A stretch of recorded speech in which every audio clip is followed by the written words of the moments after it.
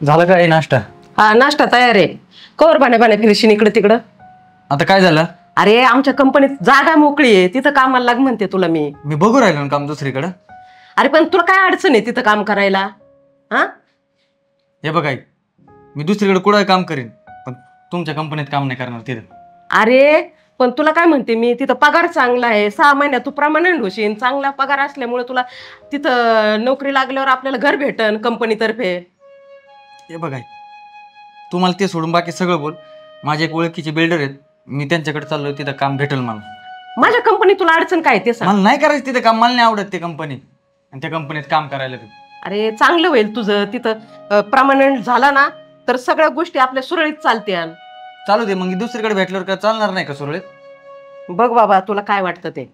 झालाय का नाश्ता? दे पाठवून तिकडे. हा ठीक आहे, जा. मिस्टर अक्षय, व्हेरी गुड. हा अहो क्वालिफिकेशन किती चांगलं आहे तुमचं. अहो मग इकडे कशाला आलोय तुम्ही? हा अहो चांगलं मोठं काम बघा. मला काय उद्या म्हणलं तर उद्या नोकरी देतो तुम्हाला.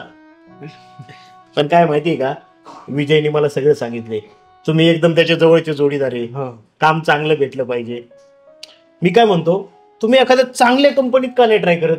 आमचं काय शेवटी बिल्डर लॉबीचं करे, आज आहे उद्या नाही. परमनंट चान्स आहे का तुम्हाला? नाही पण मी एक काम करतो, ZNZ कंपनी आहे ना, माझ्या चांगल्या ओळखीचे आहेत तिथं. मी तुम्हाला आहे ना तुमचा बायोडाटा तिकडं पाठवून देतो. 2 दिवसात कॉल इन तुम्हाला इंटरव्ह्यूचा करून टाकतो तिकडं तुमचं काम. सर मी काय म्हणतो ऐका ना, त्या कंपनीत नको, दुसरीकडे बघा ना. हो काय अक्षयराव, हा अहो लोक मरतात त्या कंपनीत जाण्यासाठी. अक्षरशः लाईन लागली आहे तरुण पोरांची. आणि तुम्हाला तर डोळे झाकून तिथं घेतील. ऑफिसर म्हणून लागताल. चला बोलून घेतो मी. नको सर, त्या कंपनीत नको, दुसरीकडे कुठे चालेल, पण त्या कंपनीत नको. काय अडचण काय, भांडणं वगैरे झाली आहेत का तुमची? नाही तसं नाही. मग तुम्हाला खरं सांगू का, त्या कंपनीत आहे ना माझी आई एक सफाई कामगार आहे आणि ती तिथं झाडू मारते. मी असं मोठ्या पोस्टवर काम करणार आहे आणि माझी आई झाडू मारणार, ह्या गोष्टीची मला लय लाज वाटते आणि लोक नाव ठेवतील मला. त्याच्यामुळे त्या कंपनीत नको, दुसरीकडे कुठे बघा मी करेल. खरं आहे बरं का, लाज वाटली पाहिजे, पण ती तुम्हाला नाही, तुमच्या आईला लाज वाटली पाहिजे. या अशा मुलासाठी आहे ना तिने आतापर्यंत साफसफाईची कामं केली. अहो लाज वाटण्यासारखं काय त्यात? ऑफिसर सुद्धा एक कामगारच असतो आणि झाडूवाला सुद्धा एक कामगारच असतो. आज त्या सफाई अधिकाऱ्यांमुळे ना, सफाई कामगारांमुळं कितीतरी मोठी लोक स्वच्छ राहतात, नीटनेटकी राहतात. ते त्यांच्यामुळं. आम्हाला सुरक्षित आणणारा नेणारा एक ड्रायव्हरच असतो, तो सुद्धा तुम्हाला साधा कामगार वाटतो, पण साधा नाही, कितीतरी मोठ्या लोकांची जबाबदारी त्यांच्यावर असते. आमच्या घराची, बंगल्यांची, मालमत्तेची राखण करणारा तुम्ही तो म्हणता ना साधा वॉचमॅन. साधा वॉचमॅन नसतो तो. रात्रभर आमच्यासाठी डोळ्यात तेल घालून जागणारा असतो. आमच्यासाठी देवापेक्षा कमी नाही ती लोक. आम्ही मोठे फक्त पैसा आहे म्हणून मोठे. खरी मोठी लोक नाही आहेत ज्यांच्यामुळे आमच्या सारख्यांचा मोठेपणा टिकून येईल. आणि तुम्हाला त्याची लाज वाटते का, या कामगारांची? तसं नव्हतं म्हणायचं. अहो तसं नाही. अहो तुमची छाती उलट अभिमानाने भरून आली पाहिजे. ज्या कंपनीत आईने तुमच्या सफाई कामगार म्हणून काम केले ना, तिथं तुम्ही ऑफिसर म्हणून लागणार आहे. तुम्हाला करायचंय तिथं काम करा, पण तुमच्या सारख्याला मी तर काम नाही देऊ शकत. जावा.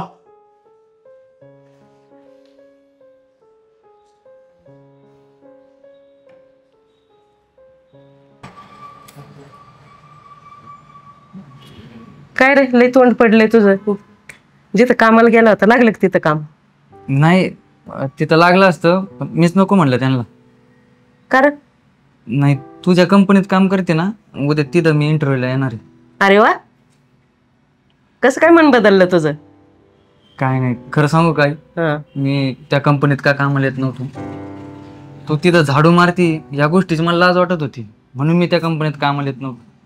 एवढं शिकलोय, एवढं शिक्षण झालंय, मी मोठ्या पोस्टवर काम करणार आणि माझी आई काय करणार, तिथं झाडू मारणार. लोक नाव ठेवतील म्हणून मी येतो.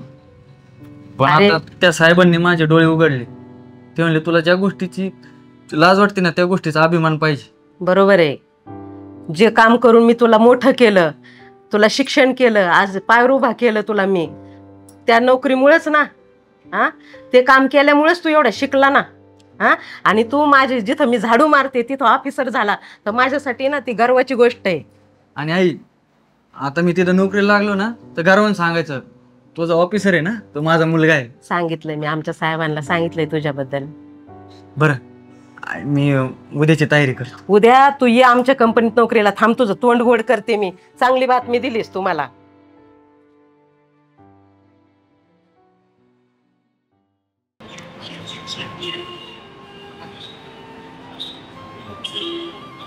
वयस्कर झाले म्हणजे काय लय शहाणे होतेत काय?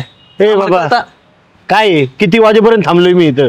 अरे बाबा, निघलो तुम्ही टाइमवर. मग ते आमचं शेजारचं काका, त्याला काय होतं काय माहित दरवेळेस. काय झालं? भांडणं गेली काय? कसले भांडणं म्हणजे, येता जाता नुसतं मला बोलत राहतो. काय त्याला काय करायचंय? मी तंबाखू खाऊ अगर नाही खाऊ, त्याच्या घरचं थोडे खातो मी, माझ्या पैशाने खातो ना. अच्छा, म्हणजे तंबाखूवरून लेक्चर झाडले का तुला? मग काय? अरे पण मला सांग, चुकीचं काय बोलले ते? ते बोलतात ते बरोबरच आहे ना. अरे म्हणतात एवढं तर नकोच खात जाऊ ना तंबाखू. अरे आडलंय काय त्याच्या वाचून? नाही नाही, वा आता सगळे शाजूक व्हा. आता तू बी मला शहाणपण शिकव. तंबाखू काय खातो, हे होतं ते होतं. अरे पण माझी मर्जी राहिलं, मला खायचं की नाही? अरे बाबा, तुझ्या मर्जीने तू काही खाऊ शकतो, पण ते शरीराला चांगलं आहे का? त्यामुळे म्हणलं मी नको असली व्यसन करू. हा बघ, एक तर आधीच ते काका लय बोलले, माझं डोकं खराब झालंय. आणि तू बोलून ना माझं डोकं खराब करू नको. आणि तुला बी व्यवस्थित बोलता येत असेल तर बोल, आणि नाही तर रामाया सांग, नाही तर राहू नको. अरे माझ्या बघ, मला नाही हे पटतच नाही, मला कोणी शहाणपणा सांगितलेलं. अरे हे बघ, चिडू नको की हळू बोल, लोक बघतात ते जरा. बघू दे लोक काय करतील, लोक बघितलं तर. अरे पण जरा चांगलं सांगितलेलं ऐकून घेशील का नाही? काय गरज तुला चांगलं सांगायची? काय गरज आहे? दरवेळेस चांगलं सांग, मग तुम्ही शहाणे होते म्हणजे आम्ही दरवेळेस येडेच. हे बघ बाबा, तुला बोलायचं असेल तर नीट बोल, नाही तर बोलू नको माझ्याशी वाटलं. ऐ तू बोलत बी नको जाऊ तू. जाऊ दे, मला यायचं बी नव्हतं असं. अरे हे काय येडा आहे?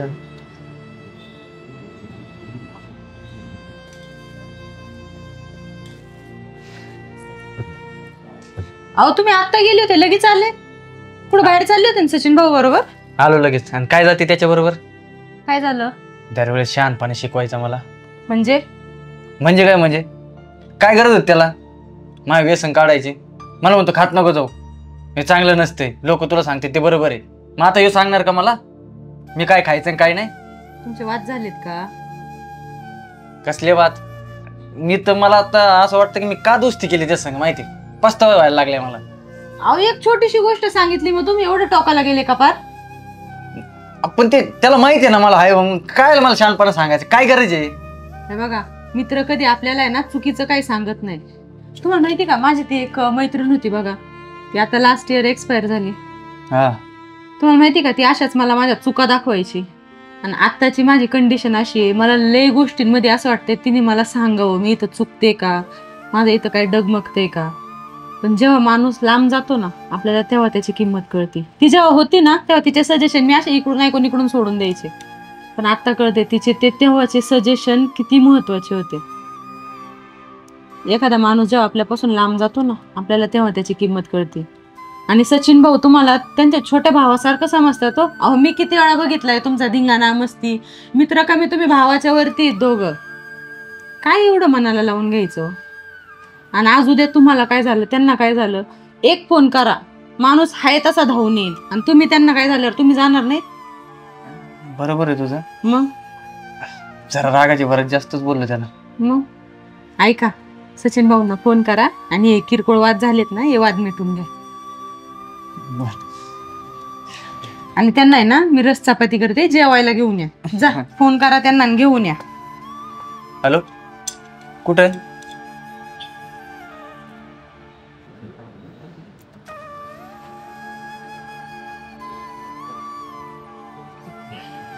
बोल, कशाला बोलवलं?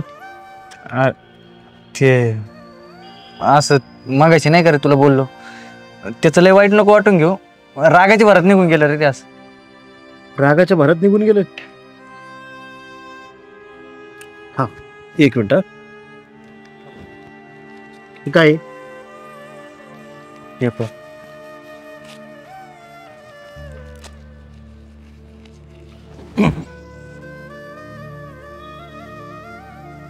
हे सगळे कागदाचे तुकडे गोळा करून आण बरं. शक्य आहे का? एक तिकडे गेले एक तिकडे गेले, कुठून सापडून आणू? नाही, शक्य नाही ते. असाच विषय आहे रागाचा पण आणि शब्दांचा पण. शब्द हे नेहमी माणसाने जपून वापरावे. जसे गेलेले हवेत तुकडे तू परत आणू शकत नाही ना, तसं तोंडातनं गेलेला शब्द पण माणूस परत आणू शकत नाही. त्यामुळे शब्द हे नेहमी जपून वापरायचे असतात. अरे मारलेले वळ जातात, पण शब्दांचे घाव कधी जात नाही. माणूस कायमचा दुखावला जातो. आणि चुकीचं काय सांगतोय रे आम्ही तुला? जे योग्य आहे तेच सांगितलं ना. कशाला वाईट सवय लावून घेतात? हे बघ, चांगलं सांगितलं तर तो शत्रू का असे ना, माणसाने त्याचं वाईट नसतं मानून घ्यायचं. आणि वाईट सांगणारं जवळचं का असू दे, ते कधी ऐकायचं नाही. एवढं लक्षात ठेव फक्त. आणि शब्द जपून वापरायला शिक.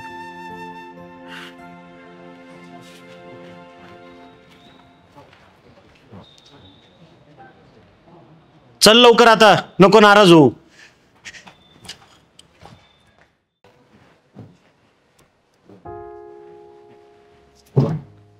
वहिनी, का भाऊजी? मला थोडे पैसे लागत होते हो. कशाला हो? जरा द्यायचे एकाचे. अहो पण तुम्ही आता मागच्या महिन्यात माझ्याकडून 10,000 रुपये घेतले होते, तेव्हा तेच म्हणले एकाचे द्यायच्यात. तुमचं चाललंय काय नेमकं? काय नाही, ते जरा गुंतवले होते पैसे कुठं? एका स्कीम मध्ये. स्कीम मध्ये? अहो पण ते स्कीम आणि ते आहे का व्यवस्थित? नाही वहिनी, ते पैसे डुबले हो माझे.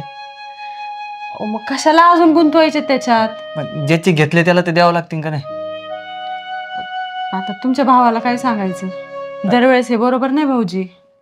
तुम्ही सांगा ना यावेळेस की मला लागत होते म्हणून दिले म्हणून. आज सांगा, नाही तर सांगू नका. वाटलंच तर आले कोणाकडून तर मी देऊन टाकीन परत. आणि त्यांनी मला हिशोब मागितला ऐन टायमाला, मग मी काय करायचं? मग त्याच्या आधीच माझ्याकडे आले की मी देऊन टाकेल ना. मग आजचे एवढ्या वेळेसच द्या फक्त. हे बघा, मला द्यायला काय प्रॉब्लेम नाहीये, पण तुम्हाला माहिती त्यांचा स्वभाव कसा आहे. पण तुम्ही त्यांना का नाही म्हणले डायरेक्ट? नको, दादा चिडन माझ्यावर. बरं आहे बघा, मी एवढ्या वेळेस देते बरं का, पण विश्वासाने वेळेवरती परत द्या, कारण मी त्यांना न सांगता देणार आहे, तुम्हाला पण माहिती आहे. बरं चालतंय, द्या. आणि आता हे परत आहे असत्या स्कीम बी मध्ये ना डोकंही लावू नका आणि ते गुंतवू नका. दुसरं काहीतरी शेती करा ना आपली. येतील वहिनी, काय नाही. आता दरवेळेस थोडी फसत असतं माणूस, एखाद्या वेळेसच तेवढं देता येईल. चला देते. हा हा बाबा, खत टाकायचे ना, त्यासाठीच फोन केलता तुला. ये रानात, येतोय घेऊन खत मी. किरण, ए किरण.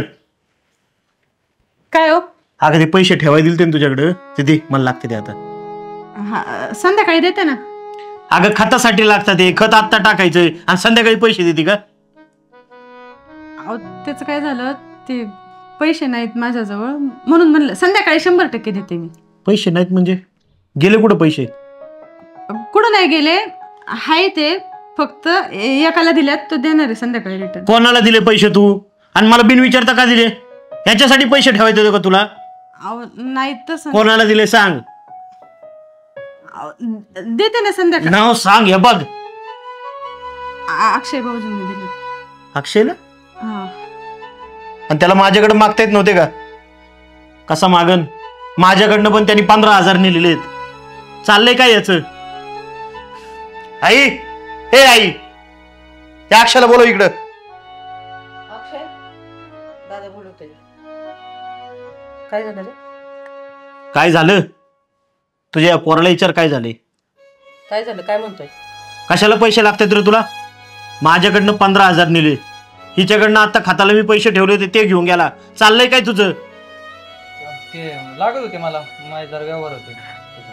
अरे कसले व्यवहार आहे ते सांग आम्हाला. एकत्रित घर आहे आपलं. चाललंय काय तुझं? उठसूट पैसे घेतोय जातोय. तसं नाही, माझे मी पैसे होते म्हणून घेतले वहिनीकडून, आणि त्याच्यात काय झालं एवढं? देणारच आहे ना मी परत. देतीन मागते. उद्योग काय केलाय तू? आणि देणार आहे म्हणजे गावभर उधाऱ्या करतोय तू. तुझं कानावर यायला लागले बरं का. आई याला समजून सांग. ते तसं नाही दादा, एका स्कीम मध्ये गुंतवले ते पैसे, ते जर तिथं फसलो मी. कोणती स्कीम? कशाला घेतले तू पैसे? कशाला कुठाने करतो असे बाबा? हे बघ, ते कसली स्कीम असू दे, मला काही बी घेणं देणं नाही. स्कीमामध्ये पैसे गुंतवतोय ह्याच्या त्याच्यावर मला तर वाटतं हे ना नक्कीच जुगार बिगार खेळायला लागला असेल, त्यातच पैसे घालवले त्यांनी. मी कशाला जुगार खेळू? मला वाटलं येते जरा गुतवले ते पैसे. पैसे जातात कुठं मग तुला दिलेले? हा आई हे बघ, ह्याचं आहे ना या वारले उलट पालट होत चाललेत बरं का. तुला मी ना एका शब्दात सांगतोय, आणि आधी पण सांगितलं होतं मला याच्या बरोबर राहायचं नाहीये. अहो देतील ना ते, असं काय करता डायरेक्ट राहायचं नाही. तुला लय वकिली करायची आहे का? हा भिकाला लागल्यावर अक्कल येईन तुला? तुम्हाला दोघांना काय चुके म्हणा, रग नाही ना, पैसा मी कमवतोय.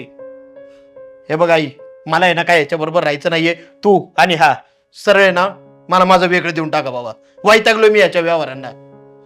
मार्ग काढू काहीतरी. काय मार्ग काढायचा आहे ना ते तुमचा तुम्ही काढा. मला संध्याकाळपर्यंत येणार नाही तर मी पाहुणं बोलून घेईन सगळे इथं. मग तुमचा तुम्ही बसून निर्णय घ्या. अरे दादा देतो म्हणलो मी माझ्याकडे आल्यावर. एकदा सांगितलंय तुला ते कर. तुला डोकं गरम नको. अहो आज जा तू स्वयंपाकाचं बघ. अक्षय तू इकडे.